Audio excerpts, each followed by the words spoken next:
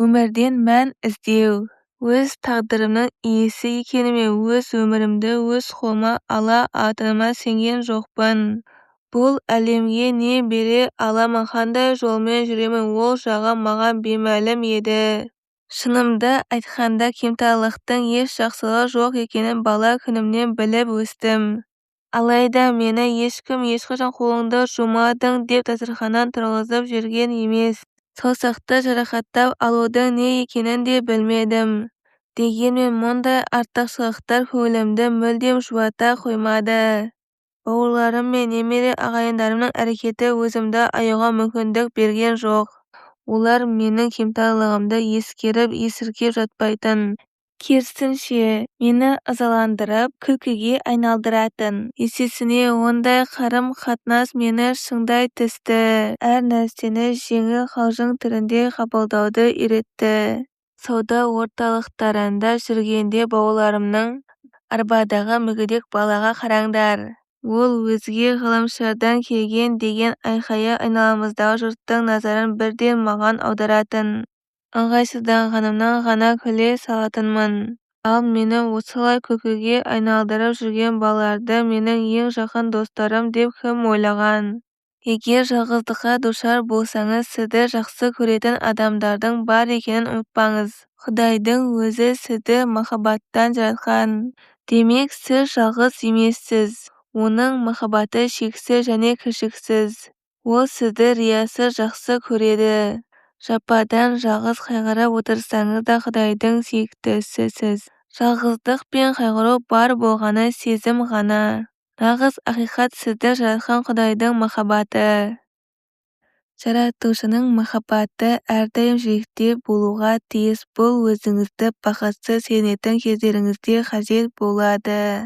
Отбасы маған кейбір кезеңдері қорған бола алмайтын. Мысалы, мектепте менің өзгеше екенім көзге ұрып тұратын. Әкем Құдай қателеспейді дейтін, алайда кейде бұл сөздің маған еш қатысы жоқ сияқты көрінетін. Құдайым тым құрығанда бір қол бермедіңіз бе?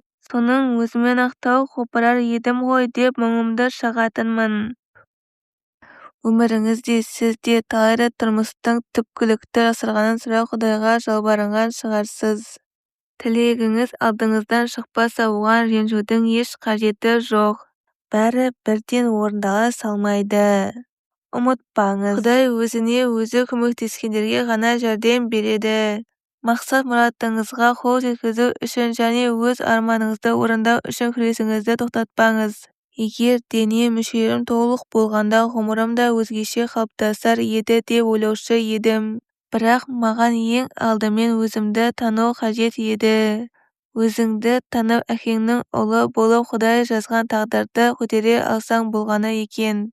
Ең басты мәселе дене бітімде емес, өзімде өзіме өзім сызған шекараларда екен. Өзіңе берген мүмкіндікті көрмеу өмірдегі ең үлкен қателік. Егер арманыңызға жете алмасаңыз, оның себебі басқада емес, өзіңізде. Жауапкершілікті сезініп амал етіңіз. Әуелі өзіңізге сеніңіз, сосын ісіңіздің маңыздылығын түсініңіз.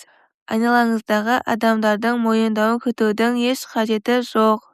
Ғажайыпты немесе ғажап мүмкіндікті де күтпеңіз. Сіз өзексіз, айналаңызда әлем өмір бар. Соған сеніп өмір сүріңіз. Балалық шағымда түні бойы Құдайдан құлшылық жасап аяқ-қол сұрайтын едім. Оянғанда аяқ-қолым пайда болса ғой деген арманмен жылап жатып ұйықтап кететінмін. Өзімді осы күйімде қабылдағым келмейтін. Мектепке барғанда ондағы ортам да мені қабылдамады. Көптеген балалар секілді мен де әлсіз едім. Мұндай жаста балалар өздерін танып арман қуып талпына бастайды. Маған зәбір көрсеткен балалар қатыгез емес еді. Олар ештеңені түсінбейтін қарапайым балалар болатын. Олар неге қол аяғың жоқ деп сұрайтын. Мен сыныптастарым секілді болғым келетін. Олар мені сыйлайтын. Кемтарлығым әжуаға себеп болып жатса ренжімейтінмін, қайта күлетінмін. Балаларды күлдіріп ойын алаңдарына да еркін қимылдайтынмын. Жұрттың назарынан шаршаған күндері бұталардың арасында немесе бос сынып бөлмелерінде отыратынмын. Вақытымның көбі үлкендермен өтті, бәлкім сол себепті шығар тым ерте есейдім. Мінезім салмақты болды. Содан да болар жанымды жегідей жейтін түрлі ойлармен жүрегім ауыратын. Мені қыздар ешқашан ұнатып қалмайды. Оларды құшақтайтын қолым да жоқ. Егер балаларым болса, мен оларды көтере де алмаймын. Жұмысты қалай істемекпін? Мені кім жұмысқа алар дейсің? Кез келген істе өзіме көмекші қажеттігі туындайды. Көмекшіге мұқтаж жұмысшы кімге керек? Менің проблемам көбіне физикалық тұрғыдан туындағанымен эмоциялық тұрғыдан да шаршаушы едім. Балалық шағымда өте ауыр күйзелістерді бастан кештім. Соған қарамастан жасөспірім кезімізде өз болмысымды қабылдап үйрендім. Кез келген адам баласының өмірінде жалғыздық, түңілу мен торығу сияқты жан ауыртар кезеңдер орын алады. Әрқайсымыздың өз проблемамыз бен үрейіміз бар. Бір бала оқиға мұрнына енді бірі бері шашы үшін мазақ боламын ба деп алаңдайды. Үлкендер жағы ақшасыз қалудан яки нашар тұрмыс кешуден қорқады. Күмән мен қорқыныш сезімі бәріне таныс. Бәріне. Бұл анық. Бұл адам өмірінің бір бөлігі. Мұндай сезім қиындыққа қарсы тұрудың орнына жаман ойға беріліп кететіндер үшін ғана аса қауіпті. Бойыңызда керемет талант та, терең білім де, ыстық махаббат та бар екеніне еш күмәнданбаңыз. Сонда ғана сіз өзіңізге Құдайдың берген қасиеті әлі толық танылмаса да өз болмысыңызды қабылдай түсесіз. Сіз осы жолға түскенде басқа адамдар мұны байқап соңыңыздан ереді. Ашығын айтқанда, өз мақсатыма жететін жолды таңдап жарысып қатарластарымның соңында қалмайын деп шештім. Жаңа бір ортаға түсіп көрген таңғы асты бұрышта жалғыз отырып ішкен адам болсаңыз, онда мені түсінесіз. Мектепке келген жаңа оқушы болу, оның үстіне мүгедек болу 2 есе қиын. Мельбурннан ақш-тағы Брисбенге одан кері көшіп келуіміз проблемамды көбейтіп, қиындықтарымды арттырып жіберді. Жаңа сыныптастарым мені тек физикалық тұрғыдан емес, психикалық тұрғыдан да мүгедек деп ойлады. Өзім батылдық танытып асхана мен дәлізде олармен сөйлесіп араласа бастадым. Қаншалықты жиі аралассам, соншалықты бөтен емес екенімді олар да ұға бастады. Кейде Құдай өзіміздің көмектескенімізді күтеді. Сіз армандай аласыз, үміттене аласыз. Бірақ осы арманыңыз бен үмітіңізді шындыққа айналуы үшін әрекет етуіңіз қажет. Өзіңіз қалаған адам болу үшін ең алдымен өзіңді өзің жеңуге тиістісіз. Сыныптастарымның мені өздері сияқты көргенін, жанымды түсінгенін қаладым. Сол үшін жайлы ортаға құмартқан жоқпын. Барымды салдым және керемет нәтижеге қол жеткіздім. Мен сыныптастарыммен қол аяғы бар адамдар әлемінде өзімді қалай өмір сүріп жатқаным жөнінде сөйлестім. Сол әңгімелердің арқасында мені студенттердің, шіркеуге келген жастардың, басқа да жастар ұйымдарының алдында сөйлеуге шақыра бастады. Ел алдында жүргенім, жұртшылықтың білгені мен үшін маңызды еді.